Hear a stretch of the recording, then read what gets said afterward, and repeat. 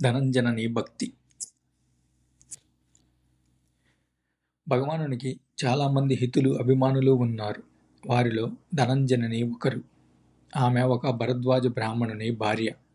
ఆమె భర్త భగవానుని ద్వేషించేవాడు. కానీ ఆమె భగవానుని భక్తురాలు. ఆమె భక్తి తత్పరత చెప్పుకోదగినది.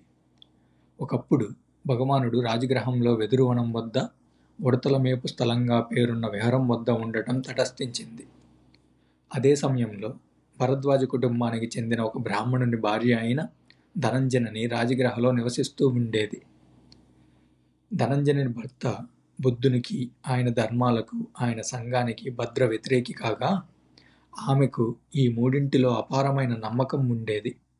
ఆమె ఎప్పుడు త్రిశరణాలను ప్రశంసిస్తూ ఉండేది. త్రిశరణాలను ప్రశంసించినప్పుడల్లా ఆమె భర్త చెవులు మూసుకుంటూ ఉండేవాడు. సాటి బ్రాహ్మణులకు ఒక గొప్ప విందు చేయాలని సంకల్పించి ఆ బ్రాహ్మణుడు తన భార్యతో అతిథుల ముందు త్రిశరణాల ప్రశంస చేసి వారిని నొప్పించకుండా ఉన్నట్లయితే ఆమె తాత్విక ధోరణికి అవరోధం కలిగించనన్నాడు. అందుకు ఆమె ఎటువంటి అంగీకారము తెలపకపోవడంతో భర్త ఆమెను తన కత్తితో అరటిపండును ముక్కలు ముక్కలుగా కోసినట్లు కోస్తానని బెదిరించాడు. ఆమె బాధలు భరించడానికి సిద్ధమై తన వాక్యతంత్రాన్ని నిలబెట్టుకుంటూ భగవానుని ధర్మాన్ని ప్రశంసిస్తూ 500 గీతాల్ని ఆలపించింది. దానికి ఆమె భర్త నిరుత్తరుడై ఊరకుండిపోయాడు. భోజనపు గిన్నెలు, బంగారపు గరిటెలు అతిథుల కోసం సిద్ధం చేశారు. అతిథులు భోజనాలకు కూర్చున్నారు.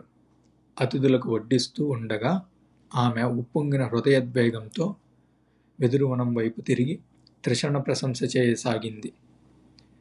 దానిని అవమానంగా భావించిన అతిథులు తాము తిన్న ఆహారం ధనంజని త్రిశరణ ప్రశంస వల్ల అపవిత్రమైందని భావించి ఆహారాన్ని వదిలి అక్కడి నుండి వెళ్ళిపోయారు. దానికి ఆమె భర్త ఆమెను ఎంతగానో నిందించాడు. తన భర్తకు భోజనం వడ్డిస్తూ అతని ముందుకొచ్చి ధనంజనని అరిహంతుడు, సర్వోన్నతుడైన బుద్ధునికి శుభం కలగాలని, అతని ధర్మ విధానం వర్ధిల్లాలని, అతని సంఘం వ్యాపించాలని ఎలుగెత్తి చాటింది. ఆమె ఆ విధంగా అన్నందుకు భర్తకు కోపం వచ్చి, చెడిపోయిన దానా, ప్రతిసారి ఆ బోడి సన్యాసిని పొగుడుతావా అంటూ తానే ఆ బుద్ధునికి చివాట్లు వేస్తానని అన్నాడు. దానికి ఆమె, ప్రపంచంలోని ఏ దేవుళ్ళు, రాకుమారులు, బ్రాహ్మణులు, సన్యాసులు, మానవులు, మానవేతరులు అరిహంతుడు, సర్వోన్నతుడు అయిన బుద్ధుణ్ణి మందలించలేరు.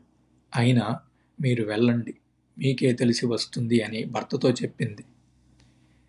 విసిగి వేసారిన ఆ బ్రాహ్మణుడు భగవానుని వద్దకు పోయి ఆనవాయితీ ప్రకారం అభివాదం చేసి స్నేహభావాన్ని ప్రదర్శిస్తూ ఆయన పక్కన కూర్చున్నాడు. పక్కన కూర్చొని బ్రాహ్మణుడు భగవానునితో సంతోషంగా బ్రతకాలంటే దేనిని వదులుకోవాలి, ఏ మాత్రం విలపించకుండా ఉండాలంటే దేనిని విడనాడాలి, వదులుకోవలసిన వాటిలో అతి ముఖ్యమైనదేది అని అడిగాడు. ఆ ప్రశ్నలకు సమాధానంగా భగవానుడు, కోపాన్ని విడనాడితే సంతోషంగా ఏమాత్రం విలపించకుండా జీవించవచ్చు. కోపం విషగ్రస్తమై జ్వర తీవ్రతకు కారణమై మృత్యుప్రాయమైంది. కోపాన్ని చంపివేయడాన్నే ఆర్యులు ప్రశంసించారు. నీవు కూడా కోపాన్ని చంపుకొని విలపించనవసరం లేని జీవనాన్ని గడుపు అని బ్రాహ్మణుణ్ణి కోరాడు. ఆ భగవాని ప్రబోధంలోని గొప్పతనాన్ని గుర్తించిన బ్రాహ్మణుడు ఇలా అన్నాడు, అద్భుతం భగవానుడా, మహా అద్భుతం. పడిపోయిన వారిని యథాస్థానంలో నిలబెట్టినట్లు, దాచబడిన దానిని వెలికి తీసి వివరించినట్లు, దారి తప్పిన వాడిని సన్మార్గంలోకి మళ్లించినట్లు, అంధకారంలో ఉన్న వానికి వెలుగు చూపి కళ్ళున్న వారికి బాహ్య ప్రపంచాన్ని చూపినట్లు మీరు అన్ని విధాల ధర్మ సిద్ధాంతాన్ని ఏరుకపరిచారు.